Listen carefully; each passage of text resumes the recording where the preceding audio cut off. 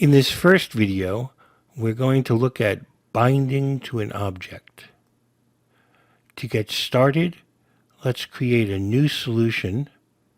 We want that to be a cross-platform application, and we're going to use Xamarin Forms. Give your application a name. I'm calling mine Data Binding. And if you like, in the identifier, put a company name. Click Next, and there'll be a review of your project and solution name and the location you want to place it.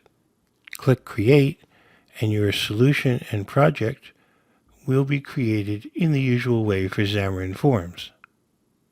And so you have 4 projects, your PCL, 1 each for Android and iOS, and 1 for testing.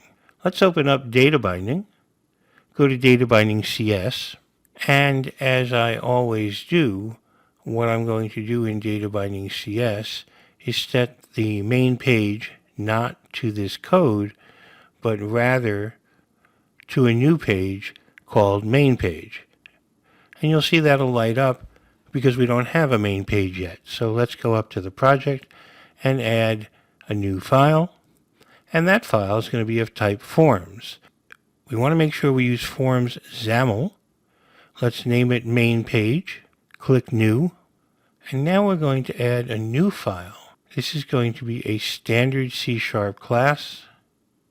And we're going to call it context. This is going to contain information about what it means to be a contact in our contact application. Let's return to main page XAML, having created the contact class but not put any data in it.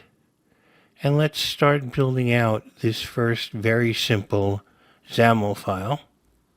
So we begin with a stack layout, and we're going to add a label which will act as a prompt for the contact name. Let's add a second label, and this time when setting the text, we want to tie it into the contact. So the first thing we need to do is give the contact a public property. We could use prop and expand that, and that lets us very quickly create a public property of type string called first name, and it creates the getter and setter for you. Let's move that out of the constructor, as this is a public property, and then create a second one, and that's going to be last name. Finally, we'll create a third string, which will be for email. Our contact now has 3 public properties: first name, last name, and email. And if I hit Control-I, it spaces them out. For the moment, we're not going to put anything into the constructor for contact. Let's go back to main page XAML. And now comes the magic. We're going to use a brace and then the keyword binding. And we're going to tell it what to bind to. The first name.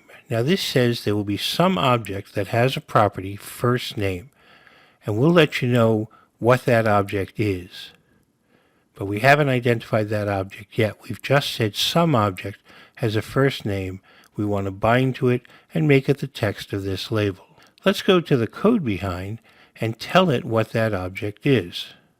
So in the constructor, we're going to make an instance of contact, and we'll give our main page a property of type contact called the contact.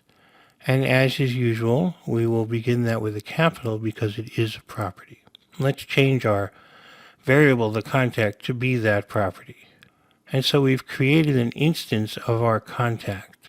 Now we can set the first name of the contact equal to whatever we like, even whomever we like. And we'll set the last name of the contact as well in the same way. Now remember, this is the code behind, so we're creating the contact to which we will bind in the XAML. The key to binding is setting the binding context of the page.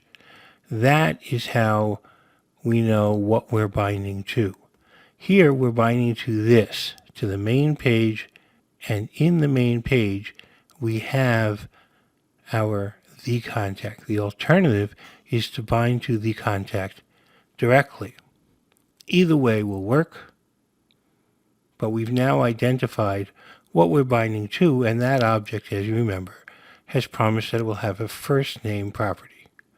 Let's run the application and see if that works. What we're expecting is a prompt that says contact name and then our contact's first name. And sure enough, that's what we get.